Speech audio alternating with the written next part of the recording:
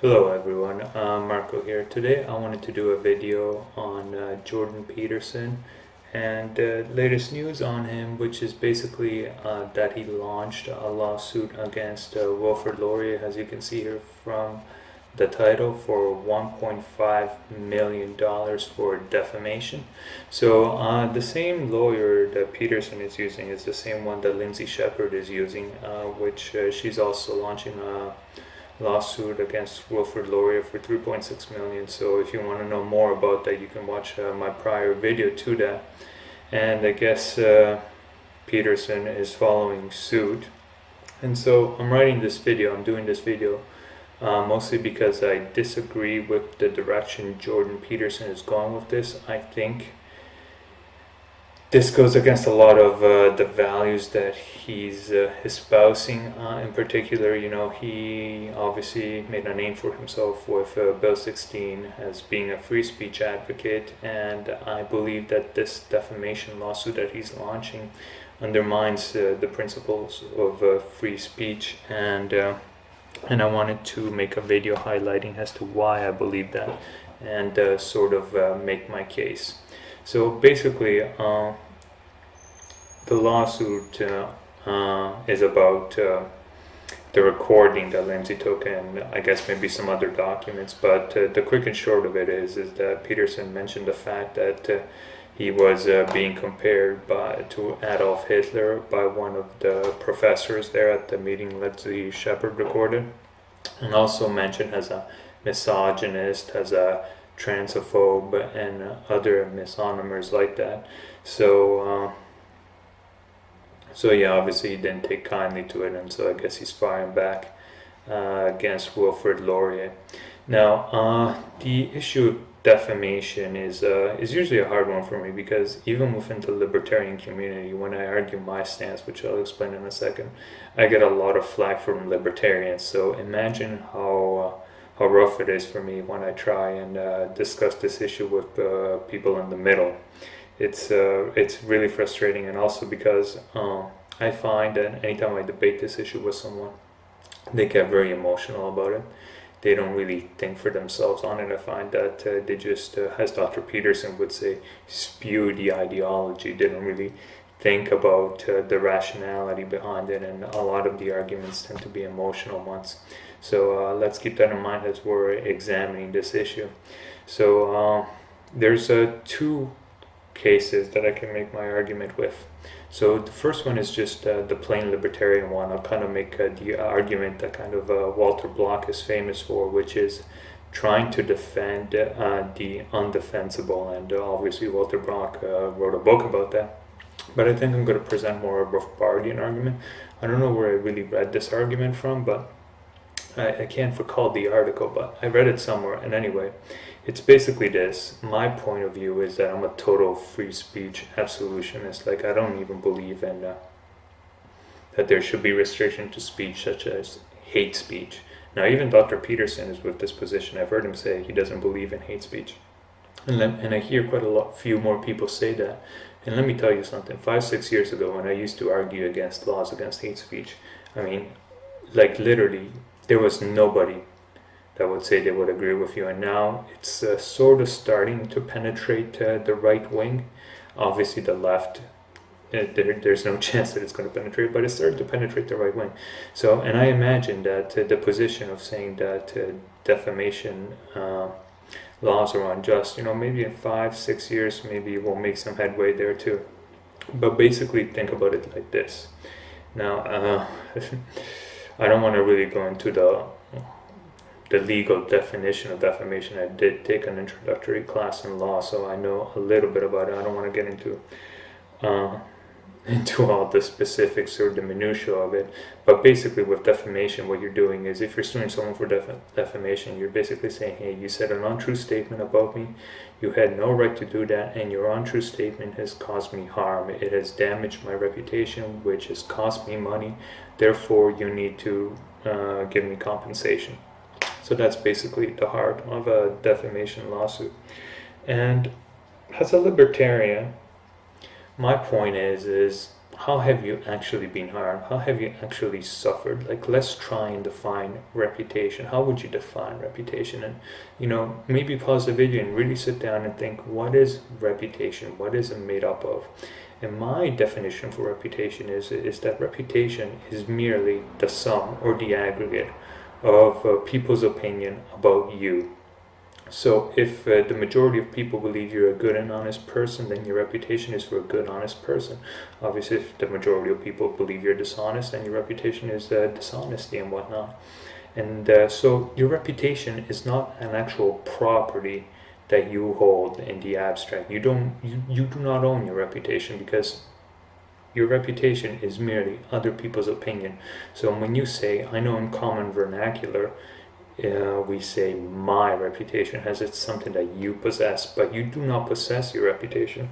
Obviously you can influence it. The more good deeds you do and whatnot, the more reputation you have for being a good person. The more misdeeds you do, the more dishonest your reputation will be. So you can influence your reputation, but you most certainly do not have an ownership claim to it.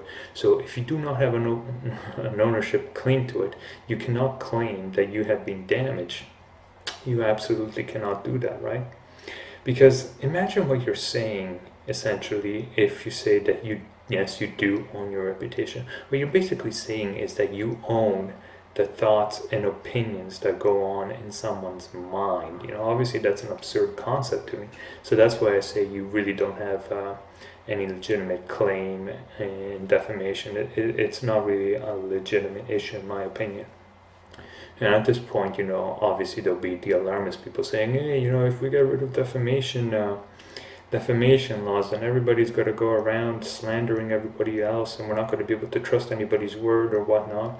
To which I say, look, man, like in society, like the way we structure societies and our belief systems, basically, if you are labeled as a dishonest person, just like if you're labeled a racist or a homophobe, you pay a big price. Like if you have a reputation for dishonesty, people aren't going to trust you. Business deals, they're just not going to trust you with anything. And you need a certain level of trust to be able to be a good functioning member of society. So it's in your best interest to tell the truth, right? So there's that defense mechanism in society. And also the second thing, look at how defamation suits work in our system now. I haven't really looked at any studies or anything, but I imagine that more than half the time defamation suits aren't to protect the little guy, they're to protect the big huge corporation and basically politicians that are able to sue anybody that speaks truth to power, right? It's a way to silence the truth, not as a way of protecting the truth. When I look at things, like you often look in the media now, right? If you're a pundit or a commentator now, you have to be very careful about what you say, because if you start speaking too much truth, then somebody can potentially throw a defamation lawsuit at you. And even if you're right, with the way the courts are, with the way they're so corrupt, they know that they can personally bankrupt you just by keeping you in the courts for several years. So that's how defamation lawsuits work. They're not there protecting the little guy. From what I see, they're mostly protecting big interests, politicians, and people who are committing misdeeds in our society. So that's point number one. Point number two is that, with this defamation lawsuit, this is my opinion. You can interpret it whatever way you want, but it's almost hypocritical of Jordan Peterson, right? Because basically, I think Lindsay Shepherd has a legitimate claim if she wants to sue Wilfrid Laurier. I think the 3.5 or 3.6 million she's suing for is way too much, but she can claim like, hey, I gave you my tuition. So I'm going to your school, I give you money, and we have a contract. You're going to provide me education and whatnot, and let me be a teaching assistant so I can get some experience. And either explicitly in the code of conduct book or implicitly, there's a contract between us where you're going to treat me fairly, right? You're not going to try and harass me. You're going to deal with me in a fair, unbiased manner. And obviously, Wilfrid Laurier violated that contract with her, so I think she is entitled to damages. But obviously 3.6 million, in my opinion, is out of the question, right? But Anyway, so I think Lindsay Shepard has a legitimate claim, but Jordan Peterson, what claim do you have? I mean, I just don't see it. I mean, like what? So what? You got compared to a Nazi. This professor in academia, he's not the only one. How many times have you been compared to a Nazi in the last couple of months, right? So like that is a legit opinion. Like obviously I don't agree with it. Like with Jordan Peterson, I made some videos about him already, where I taught some of his good points, and I have like 3 or 4 Jordan Peterson videos planned in the future talking about his philosophy. I have at least 3, probably 4. Like I think he's an incredible intellectual, but that doesn't mean that I believe that anybody that disagrees with you should be slapped with a $1.5 million defamation lawsuit, right? I think that's unjust, right? And so this idea that Jordan Peterson is not the victim from Wilfrid Laurier, when Jordan Peterson is all about telling the left and whatnot to stop playing victim and stop playing identity politics, trying to create victims out of everyone, and then now claiming he's a victim because someone compared him to a Nazi. I mean, it looks hypocritical. I mean, that's what it looks to me. And just like Wilfrid Laurier was trying to silence Lindsay Shepard, it seems like he's trying to silence Wilfrid Laurier now from their point of, from their opinion, from espousing their opinion, which, like I said, it looks wrong to me. So that's why I think Jordan Peterson is completely taking the wrong approach to this. And when I talk to his supporters, they have a different stance, right? So I know that I kind of live on the margin, right? I mean, my views. I mean, like not believing in defamation. I'm not an idiot. I know that's in our society that is an extreme position, right? So what I tend to do a lot of the times, because if I want to be up to date, I'm kind of like the zeitgeist and what the normal average everyday person thinks like. That's what Twitter and Facebook are really useful to me, right? Because I get a sense of, okay, what does culture, what is the norm on this issue, what do normal people believe? So I engaged with people on Twitter and the National Post to see what their overall opinion was, and I tried to point out, hey, don't you think it's hypocritical what Jordan Peterson is doing in this particular instance? And quite honestly, the mental gymnastics that these people have to do to justify their 2 contradictory beliefs are, it's quite astounding to me. So basically what it comes down to is they believe, hey, like you can have your own opinion or whatnot, but the law will decide, right? The law is the all-powerful moral authority, and if they say Jordan Peterson is right, then he's right.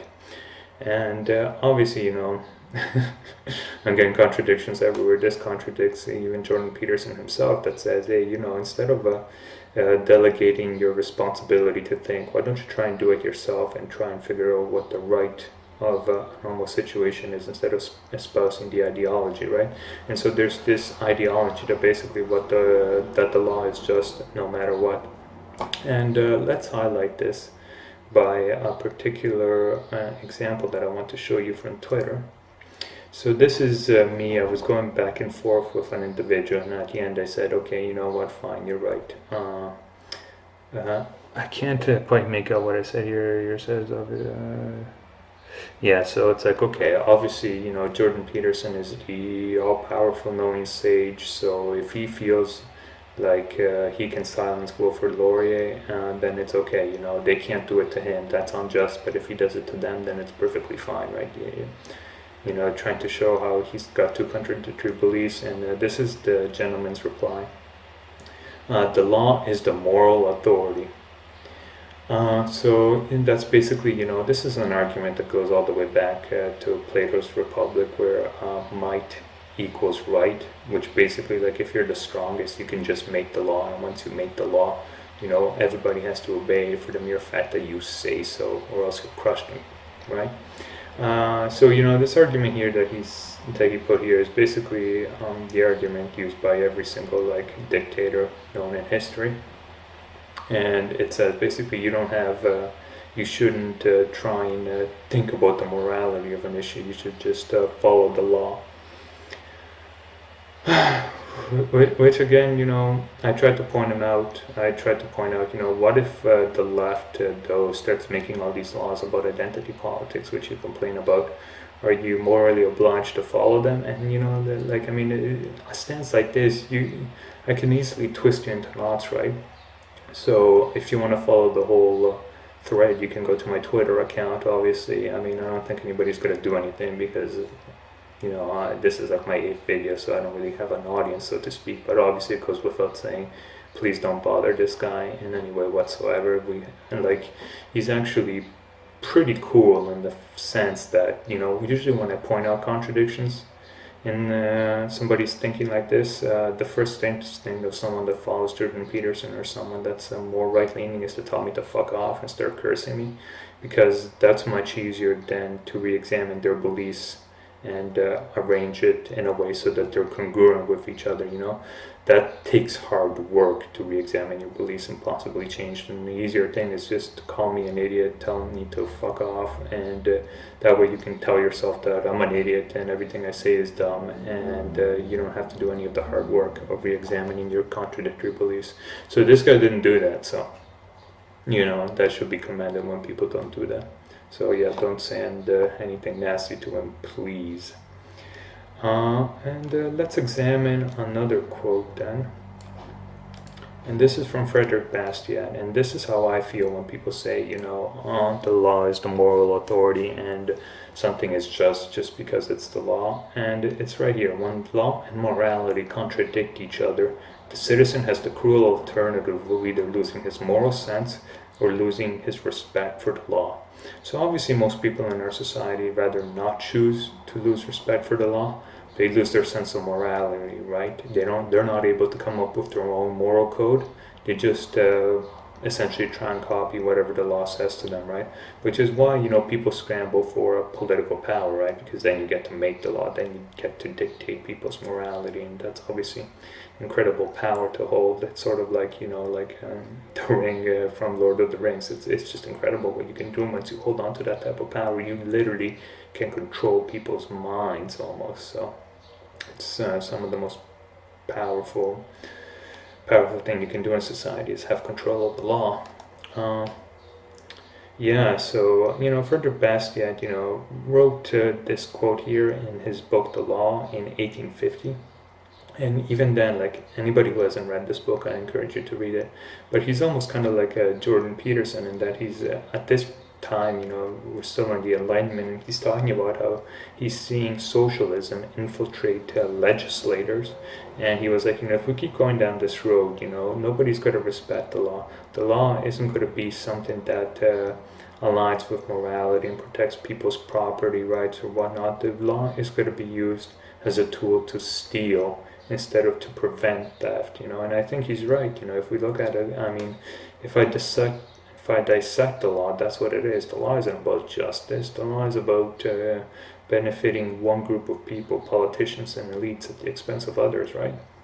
So maybe we'll examine a lot more deeper into that, but that's what I would encourage people when looking at this quote, is to maybe, realize that the law isn't always moral, and sometimes you have to really examine it and realize who the law is benefiting. And most of the time it's not benefiting everyone, right?